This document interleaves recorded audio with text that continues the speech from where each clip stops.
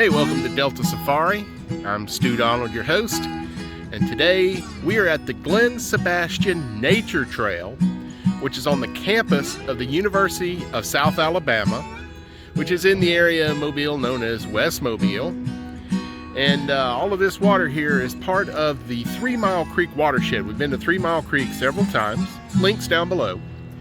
And 3 Mile Creek ultimately comes out on the Mobile River in the Delta, 3 miles north of the city of Mobile, which is where the creek gets its name.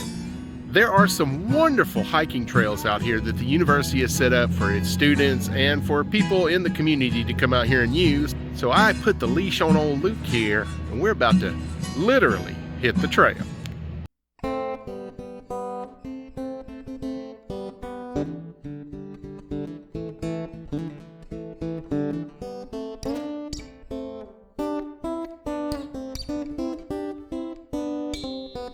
Today on Delta Safari, we venture to the campus of the University of South Alabama and take on the Glenn Sebastian Nature Trail.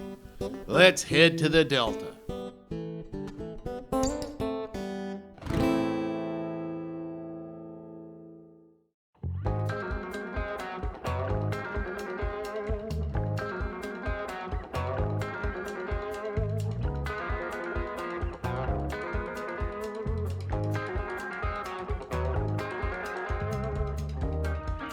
We're going to step over to the trailhead here a bit. Usually trailheads are going to have some kind of kiosk like this. Some of them will have lots of information, some of them just a little bit. As you can see, this one has a lot of information. Hey, there we are right there.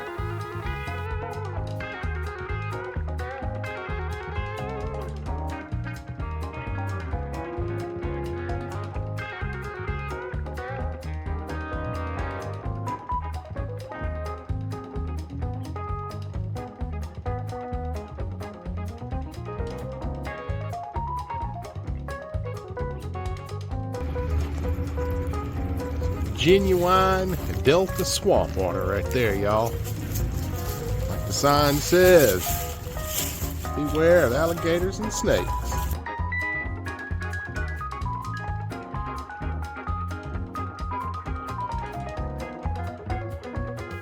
These nature trails are named after Dr.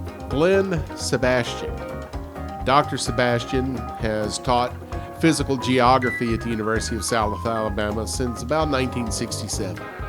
He is one of the most popular teachers on campus, and more than 13,000 students have enjoyed his classes over the past 44 years. Dr. Sebastian served as chair of the Department on Earth Sciences from 1981 until 2006. Over the years, he has taken many of his students on short field trips into this area to see the creek, the hillside seeps, the wooded ravines, and the plants and animals of this unique part of South Alabama's campus. The Nature Trail was named in his honor in 2007.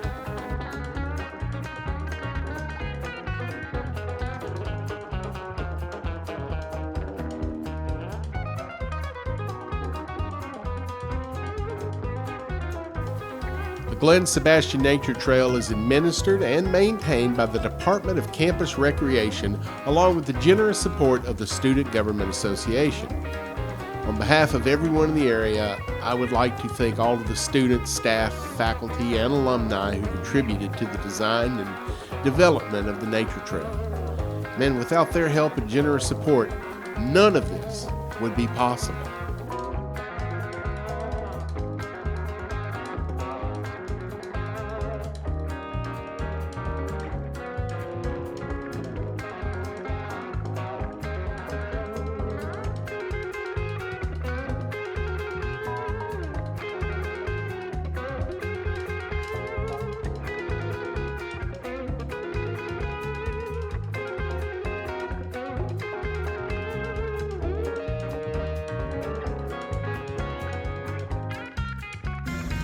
I'm about to share some information with you that is very helpful anytime you are going to traverse a wooden pier or walkway or boardwalk. When you make these things out of wood, they are temporary. Wood, when exposed to weather, will start to rot and break down. Very seldom do they use pressure-treated or water-treated lumber to do this with. So, whenever walking on one, you can see where the nails are. Walk directly on top of the nails because you have a support board running completely beneath that. The areas in between, that edge there, and of course the middle here, that's just wood going that way, so it's not as structurally sound. Now, here's a classic example. You can see a new board here. Anywhere you step on that's going to be fine, but these older boards, they may have some weakness in them that's not showing up yet. So, like I say, stay on the nails.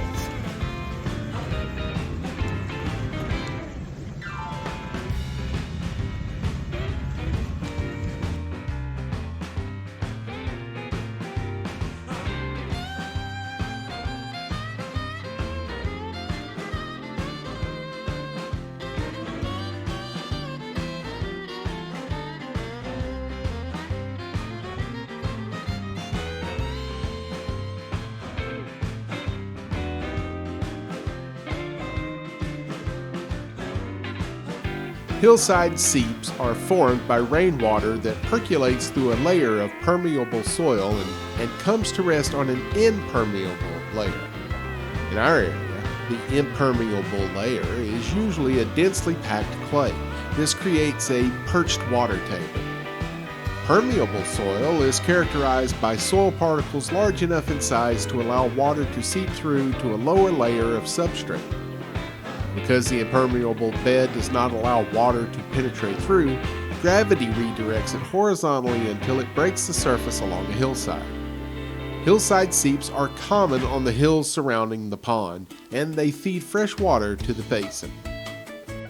Maps like this are common throughout the trail system. Here we are, and what we're going to do is we're kind of going to take parts of the white trail and the yellow trail before eventually looping back to the car.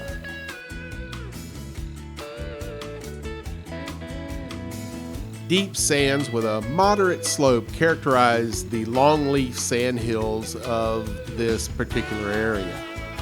A southern longleaf pine forest is characterized by a diverse canopy of longleaf pine, slash pines, water oak, and various maples populating the forest floor. Alright, I want you to take a look at this beautiful little pocket here along the trail. Now, hidden in amongst all this wildness, I want you to take a look. Look at there. Geese. Or I guess, officially, geeses. Beautiful.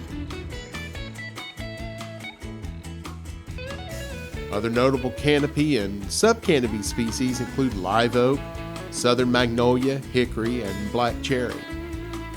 The shrubs located within the forest include, but are not limited to, deerberry, Yopon holly, American beautyberry, and the non-native Chinese privet.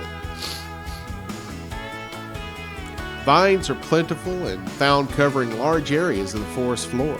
The most abundant is the muscadine grape, which can be seen almost everywhere along the trails. Now, an interesting thing about muscadine grapes and their cousins, the scuppernong grapes, those are the indigenous grapes of the southeast United States, and they do in fact make wine with them. Now, there is a antioxidant that occurs especially in red wine called resveratrol. It's very healthy. Well, the muscadine and scuppernong wines have far more resveratrol than standard European grapes. Also along the trails here you'll find greenbrier, Virginia creeper, and eastern poison ivy, which can be seen all over the trail system. As expected, there are lots of animal species that populate the 100-acre system. Gray squirrels, raccoons, rabbits, foxes, armadillos, and box turtles are the most commonly seen wildlife along the trails. You can also spot from time to time the tracks of various animals on the trail floor, so keep an eye out for that. Predatory birds such as bald eagles, red-tailed hawks, barred owls, and great horned owls have been spotted flying above the ponds and the trees here, or perched high on branches.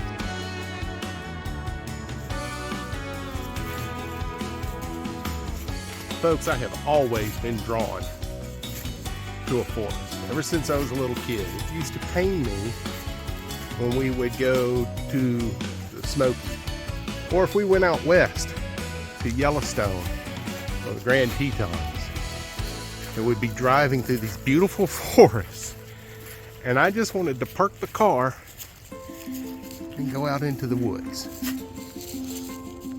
I just love it. It's so peaceful. I mean, even here, we're in the middle of an urban area, or a whole lot of suburban, I should say. You've got the University of South Alabama. I think it's the third largest university in the state, and certainly the largest in South Alabama. And the city of Mobile completely circles this beautiful forest that we're in right now. So I can still hear cars and trucks and whatnot in the background, but still, I get out in this forest and I am just so at peace, like no other place on earth. I love, love, love being in a forest. Right, Luke? He's just looking for some place to pee.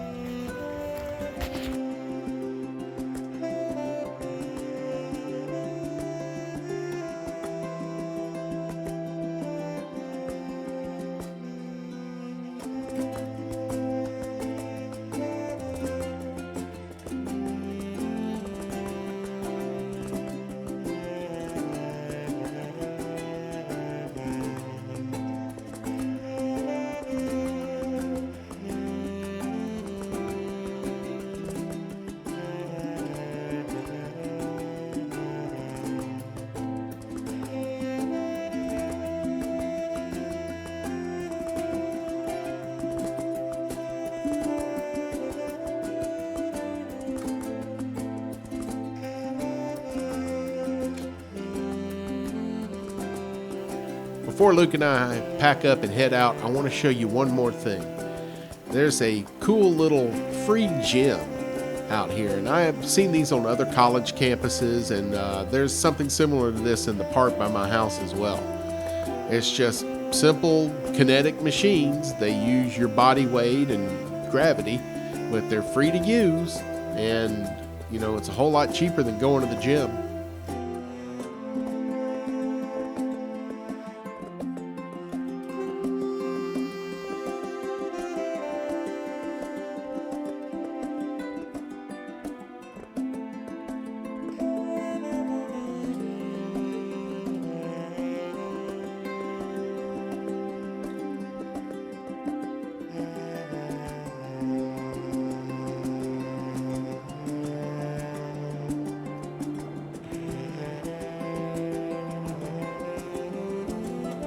There was this here talking dog, like that happens. And he was asking you to hit the subscribe and like buttons. Like everybody don't know to do that already. For crying